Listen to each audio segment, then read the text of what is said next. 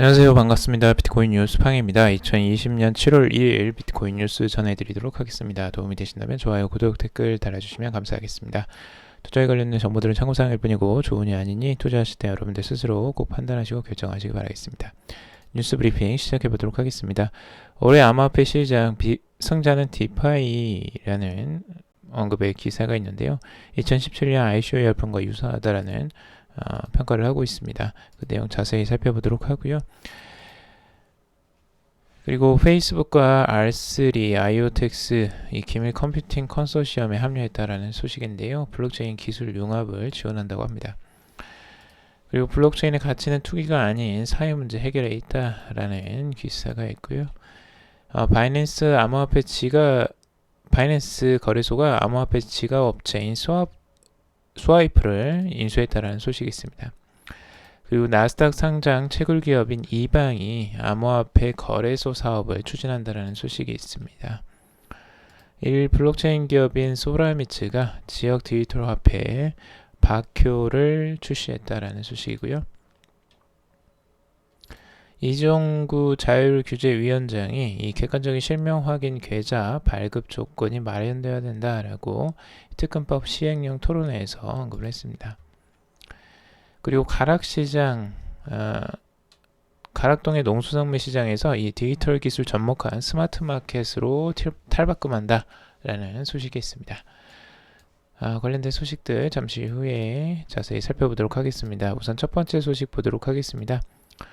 올해 암호화폐 시장 승자는 디파이다라는 기사인데요. 이 탈중앙화 금융인 이 디파이, Decentralized Finance라는 이 약자죠. 근데 여기 암호화폐 시장에서 큰 관심을 받고 있으면서 2017년 ICO 열풍과 비견되고 있다라고 평가를 하고 있습니다. 비트코이니스트는 최근 분기 보고서를 인용해서 디파이가 차기 수혜자가 될 것이다 라고 진단을 하고 있습니다. 보고서는 더 많은 유동성이 암호화폐 마켓에 유입되면서 디파이는 확실한 승자가 될 것이다 라고 전망을 했습니다. 적어도 올해 말까지는 이러한 추세가 지속될 것이다 라고 보고 있는데요. 2017년 ICO 열풍과 유사하다라고 주장을 하고 있습니다. 이 근거를 뒷받침할 수 있는 게 지금 이제 디파이에 이제 투자자들이 관심을 갖고 있는 부분인데요. 이 컴파운드라는 경우에는 이 지난 6월 거래를 시작으로 해서 바이낸스 거래소에 상장한 뒤에 시가총액 23위로 껑충 뛰어오를 정도로 관심이 많았었습니다. 메이커다오나 다른 것들도 다들 이제 관심도가 꽤 높았죠. 그래서 이 부분에 대해서 이제 디파이가 관심이 많이 지금 갖는 거 아니냐라고 하는 이제 전망 기사고, 여기에 이제 조금 반대되는 입장들도 있어요. 우선은 이더리움 재단 고문인 윌리엄 무가야는 최근 트위터에서 디파이에 대한 관심이 높아지고 있다고는 하나 실제 응용과는 여전히 거리가 있다라고 보고 있습니다. 메이저 유저를 유입시키지 못하고 있다라는 건데, 그들의 타깃은 기존의 크립토 유저라고 합니다. 그러니까 새로운 신규 사용자들이 아니고 기존에 원래 있었던 이 암호화폐 거래자들을 유저로 지금 두고 있을 뿐이다 라고 해서 한계가 있다라고 보고 있는 거고, 그리고 암호화폐 평가 서비스 제공업체인 와이즈 레이팅스 같은 경우에도 트위터를 통해서 조만간 디파이 광풍이 멈추고 투자자들은 이성을 찾게 될 것이다 라고 보고 있습니다. 몇 년 전 ICO가 그랬듯 그렇게 평가 전망을 하고 있는 거죠. 실제 이제 이 디파이는 비트코인이나 이더리움과 같은 이 퍼블릭 블록체인 위에서 구축된 이 분산 금융 시스템을 뜻하고 있습니다. 블록체인 네트워크를 기반으로 운영되는 이 분산화된 금융 서비스, 기술, 애플리케이션이 모두 디파이에 속하는데요. 디파이에는 암호화폐 담보대출, 스테이블 코인, 암호화폐 지갑 및 암호화폐 거래소, 암호화폐 지급 결제, 그리고 보험, 예측 시장, 데이터 분석 등 이 다양한 분야를 광범위하게 포함하고 있습니다. 디파이의 서비스 사례로는 컴파운드나 메이커다오, 그리고 블록파이, 그리고 제네시스 캐피탈 등이 있습니다. 그래서 뭐 디파이도 앞으로 좀 관심을 가져볼 만은 한데 뭐 너무 투기성으로 바라보지는 않으면 좋을 것 같습니다. 자, 비트코인 뭐 장기적인 전망세에 관한 분석인데요. 지금 한 분석가 같은 경우는 장기적으로 지금 비트코인의 과거 그 불장이었던 2015년부터 시작을 해서 2017년 말까지의 그 패턴을 지금 현재에도 같이 적용을 하고 있는데, 우선 삼각수렴 형태의 3일봉으로 봤을 때 이 삼각수렴 형태의 지금 모양을 지금도 가져가고 있다라고 보고 있습니다. 그래서 과거에 2016년도에 이렇게 이제 상승을 하는 추세를 보여주었었는데, 그때에도 가격이 모아지고 상승하고 다시 가격이 모아지는 형태들, 요 형태가 있었는데 요 형태와 지금 유사하다라고 지금 보고 있습니다. 그래서 상단에 계속 부딪히면서 가격이 이 위쪽을 뚫고 올라가는 형태가 나왔을 때 이제 급진적인 상승세가 나타나는데, 비슷한 상승세가 또 나오지 않겠느냐라고 전망을 하고 있어요. 그래서 과거처럼 이 삼각으로 수렴하는 가격이 있지만 위쪽으로 계속 터치를 하면서 이 위쪽 저항선을 뚫고 올라가게 된다면 추가적인 상승세가 나타날 수 있다라고 긍정적으로 전망을 하고 있습니다. 하지만 이게 단기적이진 않고 장기적인 추세로 지금 2021년 말까지도 아직 상승세가 크게 나타나지는 않고요. 그 이후부터가 2021년 이후부터가 본격적인 큰 상승세를 전망을 하고 있습니다. 여기가 이제 파라보lik 러시라고 해서 저항선을 깨고 올라갔을 때의 본격적인 상승장을 기대를 하는 거죠. 근데 이 상승장이 과연 나올 수 있을지는 한번 두고 봐야 될 것 같아요. 우선 단기적으로 위험 요소들이 너무 많이 있고, 우선 증시와도 지금 너무 그 동일한 상관관계가 굉장히 비슷하게 지금 흘러가고 있기 때문에 증시의 하락과 지금 비트코인의 하락이 같이 갈 가능성들도 충분히 열어놓고 봐야 됩니다. 그래서 단기적인 조정세들도 나올 수 있기 때문에 무조건 상승만을 기대하는 건 위험할 수도 있습니다. 자, 그리고 단기적인 전망인데요. 트레이딩 샷이 지금 단기적인 전망세를 보고 있습니다. 우선 폴리메이트 패턴을 지금 현재 보고 있는데, 가격이 지금 아래쪽으로 지금 향하면서 가격이 모아지는 형태를 지금 보고 있습니다. 우선 A, B, C, D, E 패턴, A, B, C, D, E, F까지 지금 이렇게 이제 패턴들을 그려주고 있는데, 이 패턴이 A, B, C, D, E, F 이렇게 상하 이렇게 지그재그로 계속 움직이고 있는 부분을 보고 있는데요. 이게 지금 두 번째, 세 번째도 이렇게 반복적으로 지금 나오고 있다라고 보고 있습니다. 그래서 A는 항상 이렇게 위쪽으로 파동이 위쪽으로 솟아오르는 이런 형태들이 나왔다라고 하는 건데, 그래서 단기적으로 이제 4시간 봉으로 봤을 때 이 F까지 이제 마무리가 되면, 하락이 마무리가 되면 다시 한번 A가 출현하지 않겠느냐라고 전망을 하고 있어요. 그래서 이제 9,400달러 선, 이 폴링 웨지의 상단선과 맞닿는 9,400달러 선 정도까지 오지 않겠느냐라고 단기적인 전망세를 보고 있고요. 반면에 이제 빌 찰리슨 같은 경우는 추가적인 하락세를 염두에 두고 있습니다. 우선 1시간 봉으로 봤을 때 가격이 이 저항선을 지금 막고 있기 때문에 9,175달러 선이 강력한 저항선으로 이 저항선을 막고 추가적으로 하락세, 그래서 9,450달러, 9,065달러 선 정도를 다시 한번 찍었다가 거기에서 다시 한번 추가적으로 8,920달러 선까지도 하락할 가능성들을 열어놓고 보고 있습니다. 비트코인의 가격 흐름은 지금 이제 큰 변동성은 없습니다. 가격이 지금 9,146달러 선에 위치해 있고 아직까지 횡보세를 계속 유지하고 있는 상황입니다. 거래량은 갈수록 지금 줄어들고 있죠. 자, 그리고 페이스북과 R3 IoTX가 이 기밀 컴퓨팅 컨소시엄에 합류했다는 소식인데요. 이 실내 실행 환경 기술과 표준 사용을 촉진하기 위해서 리눅스 재단의 기밀 컴퓨팅 컨소시엄에 이 페이스북, 액센추어, 아이오텍스, 엔비디아 등 6개 기업이 새롭게 합류했다라는 소식입니다. 이 실내 실행 환경이라는 이 TEE는 이 메인 프로세스 안에 이 독립된 보안 영역이 제공되는 안전한 실행 환경을 말한다고 하는데요. 일반 영역과 보안 영역은 따로 분리되면서 정보 교환이 통제가 된다고 합니다. 생체 정보나 이제 금융 정보, 기업 보안 문서 등 중요한 정보와 보안 소프트웨어를 보안 영역에 안전하게 보관하고 실행할 수 있게 만드는 건데요. 현재 다수의 기업들은 대량의 데이터를 기반으로 사업을 운영하고 있는데 하지만 미국의 캘리포니아 서비스 프라이버시법이나 유럽 연합의 개인정보 보호 규정 등 프라이버시 보호를 위해서 기업의 데이터 수집 및 사용을 제한하는 규정들도 준수해야 하는 상황입니다. 이 가운데서 데이터를 이용하면서 개인의 프라이버시도 안전하게 지킬 수 있는 이 TEE 기술의 중요성은 더욱 커지고 있다라고 보고 있는 거죠. 이에 지난해 10월 리눅스 재단은 이 TEE 기술 채택을 가속화하기 위한 컨소시엄 CCC를 조직했는데요. 해당 컨소시엄에는 IBM, 인텔, 구글, 마이크로소프트, 알리바바, 바이두, 텐센트 등 관련 대기업들이 참여를 하고 있다고 합니다. 우리가 알고 있는 웬만한 대기업들이 다 들어가 있죠.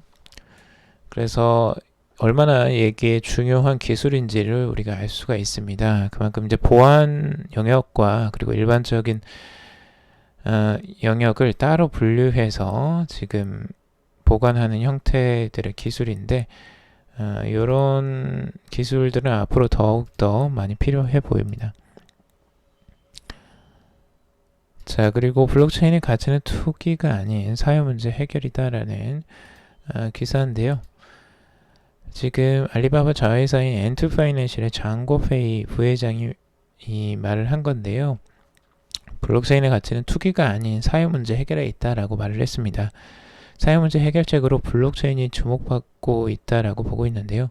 중국 난징시나 이 일본 후쿠오카현 우키 하시시처럼 이 블록체인 기반 화폐 발행으로 경기 침체를 해결하는 노력뿐만 아니라 부정부패, 음란물, 그리고 반려동물 유기, 유실과 같은 다양한 사회 문제를 해결하기 위해서 블록체인 기술을 활용하려는 움직임이 이어지고 있다라고 보고 있습니다. 실제 지금 이 블록체인 프로젝트에서 다양한 사회 문제를 해결하기 위한 그 프로젝트가 추진되고 있죠. 반려동물 관련 이 블록체인 프로젝트도 지금 나오고 있다고 하는데요. 반려동물의 이제 정보 관리가 이 체계적으로 지금 이루어지지 않고 있어서 동물을 유실하는 경우가 여전히 많이 있다라고 합니다. 그래서 이제 블록펫 프로젝트 같은 경우는 이 반려동물 신호 인식 기술과 블록체인 기술을 통해서 이러한 문제를 해결하고자 한다고 하는데요. 이 블록체인은 이 비문과 안면 인식을 이용한 펫 신원 인증 기술로 반려동물에 대한 정보를 수집하고 고유 아이디를 부여해서 블록체인 위에 등록을 한다고 합니다. 그래서 반려동물 정보 관리가 체계적으로 진행되면 이 동물 유기 유실이 줄어들고 투명한 관리를 통해서 보험 오남용을 줄일 수도 있다라고 기대를 하고 있습니다.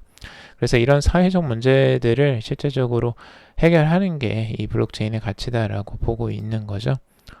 저도 이 부분에서는 동의를 합니다. 실제적인 가치는 여기에서 나오는 거죠. 이거는 이제 사회적인 문제를 해결한다는 건 결국에는 기업들이 여기에서 많이 하는 부분이기도 하죠. 자, 그리고 바이낸스가 암호화폐 지갑 업체인 스와이프를 인수한다라는 소식인데요. 암호화폐 거래소 바이낸스가 전자 지갑 업체인 스와이프를 인수했습니다. 바이낸스는 이번 인수로 실물 카드 사업을 확대할 방침이라고 하는데요. 더블로그에 따르면 이 바이낸스는 스와이프 지분 인수 절차를 마무리했다고 합니다. 이번 인수로 바이낸스는 스와이프 최대 주주로 올라섰고 구체적인 인수 조건은 알려지지 않았습니다.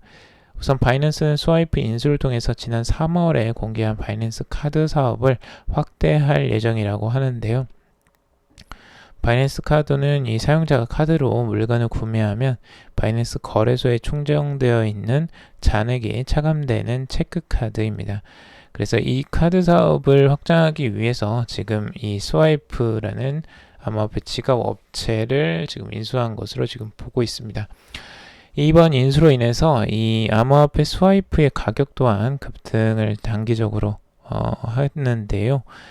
SXP 이 스와이프의 가격은 17.57% 상승한 624.8원에 거래가 되기도 했습니다. 자, 그리고 나스닥 상장 채굴 기업인 이방이 암호화폐 거래소 사업을 추진한다는 소식입니다. 나스닥 상장을 마친 중국의 채굴 장비 제조업체인 이방구어지가 암호화폐 거래소 설립 계획을 밝혔는데요. 블룸버그와의 인터뷰에서 첸레이 이방 수석 재무책임은 사업 다각화를 위해서 해외에서 규제 허가 암호화폐 거래소를 운영할 계획이다 라고 전하고 있습니다. 이방은 나스닥 상장을 통한 기업 브랜드 개선과 해외 고객 유치를 기대하면서 IPO 조달 자금을 신제품 개발과 해외 시장 개척에 투입할 계획이라고 합니다. 해외 암호화폐 거래소 설립도 이러한 계획의 일환으로 진행이 된다고 하는데요. 이방은 미국, 싱가포르 등지에서 규제 허가를 받아서 암호화폐 거래소를 새로 개설하거나 기존 거래소 운영 업체를 인수하는 방안을 검토하고 있다고 합니다. 이방은 거래소 운영을 통한 사업 다각화로 이 극심한 비트코인 가격 변동성에 대한 완충안을 마련하려고 한다고 합니다. 첸 수석은 암호화폐 거래 수수료의 10%가 기업 수익이 될 것이라고 보고 있고, 거래소 사업을 통해서 2022년 기업 매출이 2배가량 늘어난 2억 달러에 이를 것이다 라고 전망을 하고 있습니다. 하지만 지금 현재는 그렇게 상황이 좋지는 않습니다. 채굴장비 제조업체인 이방거즈는 투자 설명서에 따르면 2018년과 2019년 모두 순손실을 나타냈고요. 지난해 매출은 1억 900만 달러로 전년 대비 3분의 1 수준으로 기록을 했다라는 소식입니다. 자, 일본의 블록체인 기업인 소라미츠가 이 지역 디지털 화폐 바쿄를 출시했다는 소식입니다. 캄보디아 국영 디지털 화폐를 설계한 일본 기업 소라미츠가 일본 지역 디지털 화폐를 선보일 예정이라고 하는데요. 내달 1일부터 암호화폐 바쿄를 시범 가동할 계획이라고 보도를 하고 있습니다. 스마트시티 사업을 추진 중인 아이즈 와카미치 시정부는 이 디지털 지역 화폐를 통한 비대면 결제 옵션을 제공하고 지역 경제를 더욱 활성화할 것으로 기대를 하고 있습니다. 소라미츠는 암호화폐 중앙은행과 이 공동 개발한 CBDC 바콘 기술을 현지화해서 바쿄를 개발했다고 하는데요. 또한 하이퍼레저 이로하를 활용해서 결제, 송금 기능의 상호 운영성도 크게 강화를 시켰다고 합니다. 기업은 이제 지역 아이즈 대학 내 매장에서 디지털 화폐를 시범 활용하고 이후 단계적으로 도입 범위를 확대해 나갈 계획이라고 합니다. 이용자는 스마트폰이나 충전카드를 통해서 지역 내 매장에서 해당 지역 화폐로 결제를 할 수 있다고 합니다. 그래서 일본에서도 이 지역 화폐를 이 디지털 화폐로 만들어서 이용하려고 하는 이런 형태들이 계속 출현하고 있습니다. 자, 그리고 이종구 자율규제위원장이 이 객관적인 실명 확인 계좌 발급 조건이 마련되어야 된다라고 언급을 했다고 하는데요. 이종구 한국 블록체인 협회 자율규제위원장은 암호화폐 사업자의 금융당국 신고와 실명 확인 계좌 발급에 대한 구체적이고 투명한 기준이 필요하다라는 입장을 나타냈습니다. 이종구 한국 블록체인 협회 자율규제위원장은 30일 국회의원 회관 제2소회의실에서 열린 특검법 시행령 토론회에서 특검법 시행령의 개정 방안 그리고 가상자산 산업의 발전을 위한 제언을 주제로 기조발표를 진행했다고 합니다. 주요 쟁점으로는 가상자산 사업자의 신고와 그리고 실명 확인 계좌 발급 그리고 트래블룰과 관련해서 협회 차원에서 암호화폐 업계의 의견을 개진을 했다라고 하고 있습니다. 암호화폐 업계 자체적으로 이러한 이제 자율규제 대해서 토론을 하고 그걸 마련하려고 하는 부분들은 중요해 보이고요. 앞으로 이제 특근법이 시행되기 때문에 더더욱 이 부분에 대한 준비를 미리 철저히 하는 것 같습니다.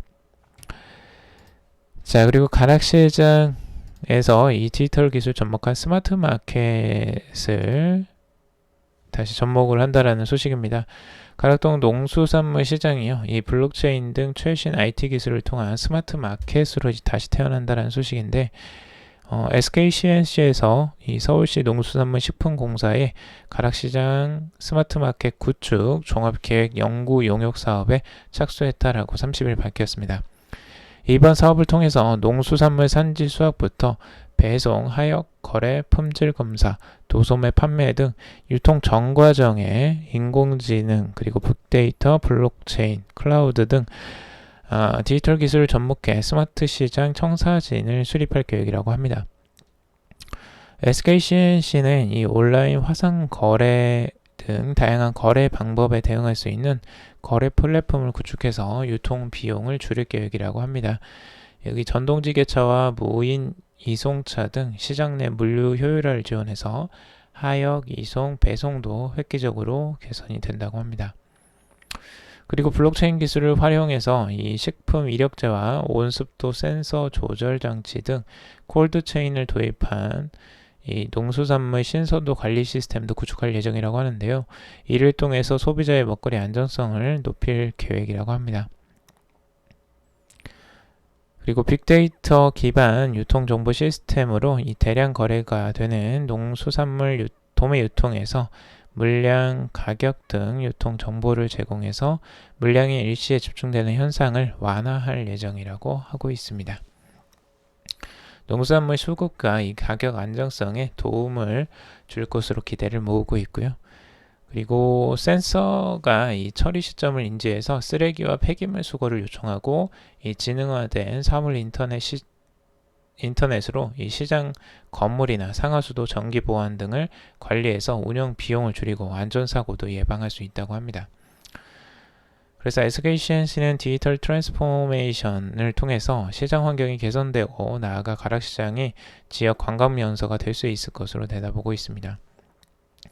그리고 김성환 SKCNC 에너지 디지털 추진 그룹장은 시장과 디지털이 만나면 일어날 수 있는 모든 변화를 담아낼 것이다 라고 언급을 했습니다. 시장 곳곳에서 AI와 이 빅데이터 등 디지털 기술이 유기적으로 움직이는 국내 대표 스마트 시장 플랫폼 구축 방향을 제시할 것이다 라고 말을 했는데요.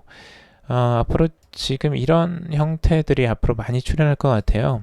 지금 이제 농수산물 시장을 중점적으로 하고 있는데, 앞으로 이제 스마트 시티 전체적인 도시를 설계할 때부터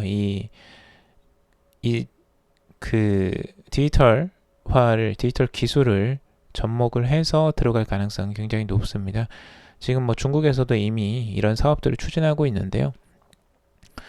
관련된 사업들이 이게 이제 소규모의 사업들이 있고, 이제 중규모나 아주 대규모로 이루어지는 이런 형태들이 계속 나올 것 같습니다. 굉장히 편리해질 것으로 보여지고, 비용 면에서도 훨씬 더 이제 저렴해지겠죠. 물론 초기 구축 비용이 조금 더 들 수는 있지만, 앞으로 생활이나 이런 부분에서 디지털 IT 기술을 이용한 형태가 훨씬 더 효율적일 것으로 보여집니다. 자, 오늘 여기까지 정리를 해봤습니다. 여러분들 도움이 되셨길 바라고요. 도움이 되셨다면 좋아요, 구독, 댓글 달아주시면 감사하겠습니다. 투자에 관련된 정보들은 참고사항일 뿐이고 조언이 아니니 투자하실 때 여러분들 스스로 꼭 판단하시고 결정하시기 바라겠습니다. 금일도 방송 들어주셔서 정말 감사합니다.